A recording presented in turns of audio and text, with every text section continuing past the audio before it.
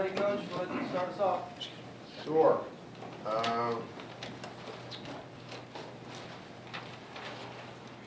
I would say it was good to come away with a win, and I think we played as good as we can.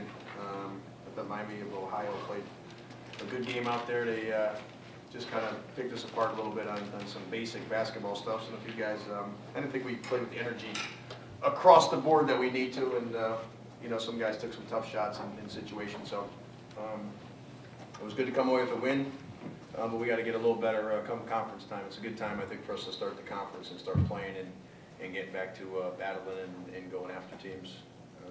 We had it was good though. The one thing I liked is we made our run with our subs, and I mean with Tyler, Trey, and Maxie. I mean that was our best lineup with Chaz, and I'm not sure who else was out there. So it's good to see that our bench is getting a little deeper, but I need our starters and our fifth-year seniors to play a little better and bring it a little bit more. So that's where we're at. Either Chaz or Cady, what do you attribute that to? If you get Coach said you come with the energy as a team, you come with the energy. What led to that? Do you think? It's no real excuse. We basketball players, we're supposed to come out with the intensity and energy every night. But he's gonna have to make sure we ready and prepared for Wednesday. And every practice from here on out, we're just gonna have to bring the energy to top level, just so we know that next game is gonna be there. Did you take them lightly at all, or? No. We came into the game thinking we have to win this game. We had to play hard. Coach has been preaching that the whole week, so we came in ready to play hard. But some little mistakes that we made that kept them in the game. Derek, is that a tough situation to be in, to have a game against maybe kind of a lesser team like Miami before the exciting conference play starts? It's kind of wedged in there right before. No, I don't think so. It was. I mean, I think to have a few games that at home are nice. I mean, and be able to get ready before conference so that we were able to win a game when we didn't play great. And maybe Miami played very well. I'm not sure. It could have been attributed. We'll watch the tape and kind of judge what we need to improve on. But there were some plays we made even early where just the ball seemed like it was bouncing through guys' hands. We had a pretty good week of practice, I thought. So I thought we were going to come out and play a little better.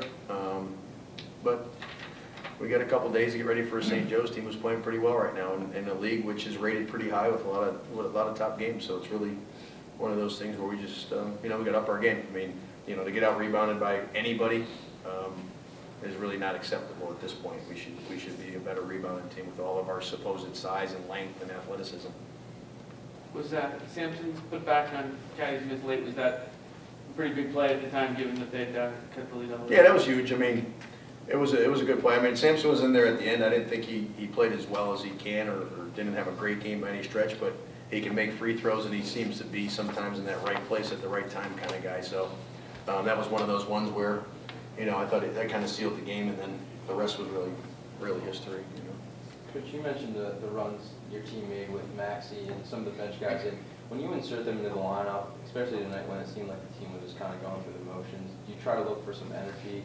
I mean, Maxie brings energy just about every time he plays. I mean, sometimes the game doesn't fit his style perfectly. So, there's games where it's not perfect for him. But he's the one guy off the bench that has brought energy consistently, which is why I really like him being out there and playing. Now the other guys have to kind of feed off him a little bit. As a group, as a whole team, not just the guys on the game, but the guys that are playing. If you're not playing, stay into the game. I liken it to my freshman year for a freshman. I played 32 minutes, but I was carrying a towel around and waving it like ML Carr. So that's what you should be doing. And so when I look down, I'm like, yo, that guy's ready to play. That guy's ready to play. So really just getting back to the basics of how we do things in UMass basketball. And it doesn't show up on the stat sheet, but Tyler Bergen's team has played defensively. I know he forced a number of turnovers by them. Just what have you seen out of him in terms of development as a player? Tyler, I feel very confident with. I think he's been great in practice defensively. His energy and enthusiasm is fantastic. He's a guy that I like to be around, and he actually probably would have played more if he wasn't tired. And then they got up 10 and then they went on a little mini run to cut it to 4 or 6 or 8, and I thought it was time to insert Cady and let him kind of try to dominate the paint, which we never took full hold of that paint area. So I'm on Cady a little bit about taking back over. That's your area. You run that on both ends of the floor.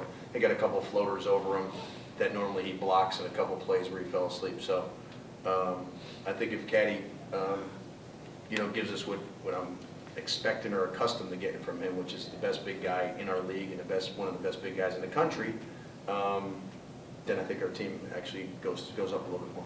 Did you make the decision to kind of go to him a little bit after the opening kind of segment where you had the 4 turnovers and kind of slow things down a little bit and work it into him? Yeah, we were trying to. They did a good job of really just putting 3 guys around him and trapping him, which is, getting to Cady a little bit. I just told him to work a little harder, keep getting those offensive rebound putbacks. And, the guys were passing the ball. I thought we did a nice job of moving the ball.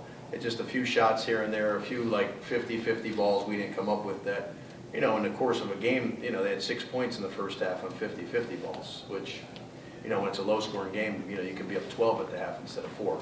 So those are big plays. Could you sense early on with those turnovers that it was going to be kind of sloppy on both sides? People were going to, you had the different violations, the clocks and all that. Could you sense that it's going to be one of those games where?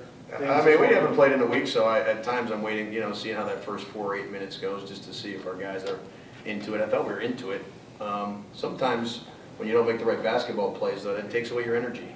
You want to make the good pass, the good play, the good shot, and finish your plays. You want to kind of get energy and feed off yourselves and each other. Chaz, for Chaz or Cady, you guys over the past couple of weeks went from finals to Florida State to home to a week off for Christmas, a week off for New Year's. It's been kind of a disjointed existence for the past couple of weeks. Has that kind of whittled away at some of the flow, some of the continuity that you guys have been playing with? And is that kind of what you got to get back at this point?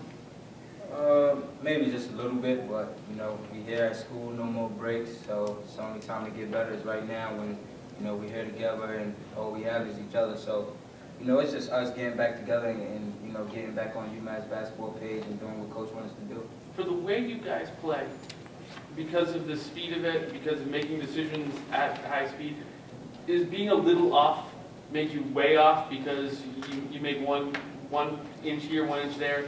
It's a turnover much more than a team that plays lower than you guys do? Not really.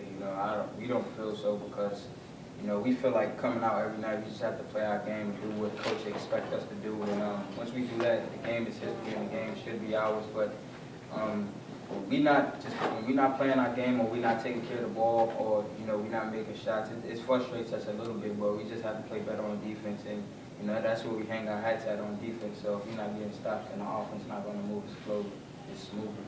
Jared, you had to call a few more, seemed like frustrated timeouts than you've had to this season on several occasions. What were some of the things that you were trying to stress to the guys in those breaks?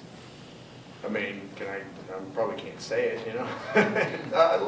it was really what I've talked about really the whole press conference per se is like energy and bring enthusiasm. And then, like the turnover at the end of the game when they just threw it to the guy and they scored a cut it to 8. Like those are inexcusable, kind of unacceptable plays when we're trying to win this game, but also build for something special. Like, it's nice that you win a game, you go to 12-1, and people are, that wasn't good enough. That's nice. That makes you feel good because you realize that we got a chance to do something, and we feel the same way. That wasn't to the level that we want to be at. We want to be better than that in all aspects of the game: rebounding, defense, sharing the basketball, and energy. I think the biggest thing is collectively as a group bringing enthusiasm and energy. That's how I coach. That's how I played. That's what we're all about. That's our team mantra. Your record aside, when you look at where you are heading into the league season, is this where you thought this team would be as far as the way they're playing? How much more do you still have to go to be? I think we have a lot more. I thought that we played really well for a stretch, and now we have hit a point where now we have to take the next jump. And one way will be to play more bodies and turn up the heat defensively. I think we can do that, and then just continue to get effort and games out of the guys that are supposed to do that. We don't have the luxury of not having our older guys that have been here play well. They have to come and play well every night with energy and toughness and really what's good for the team to win. So we'll just have to stress that and get ready for the next level. But we do have, I do think we have a couple more jumps to go. Like I think Trey Davis is starting to fit in. I think Tyler Bergantino's playing well. Maxi's really stepped up. So our bench has been solidified now. Now we got to get the starters back to playing the way that they have early in the year. And then we have to get one or two of the young kids involved in the game. And I gave Clyde a little tick today, and I was trying to figure out a way to get Demetrius and Seth in there, but the game never had the flow that I would have liked. Is it easier teaching and trying to get that being 12-1? You know, is it easier to get their attention than maybe? It's been harder because of how tough our schedule's been, honestly. It's been tougher for me to get everybody and let guys play through some mistakes a little more, as if our schedule was a little softer, to be honest with you. So maybe some of the younger guys have suffered some from the schedule, but I'll take 12-1 with the schedule we've played any time, really.